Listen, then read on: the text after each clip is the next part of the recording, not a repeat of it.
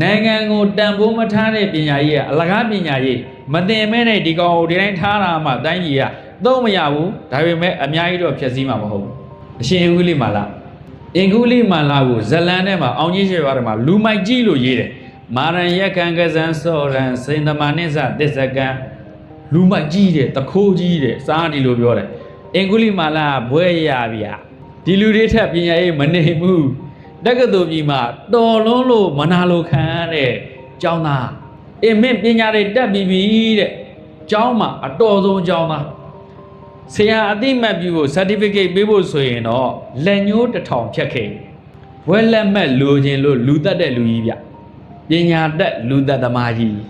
ကောင်းမလားပညာတကူကထွက်တဲ့ကလေးတွေကပညာတက်လူတက်သမားကြီးတွေတဲ့ဘယ်ကိုယ်ပိုင်ကျောင်းထွက်တဲ့ကလေးတွေကပညာတက်လူတက်သမားကြီးတွေနဲ့ကြားလို့ကောင်းလား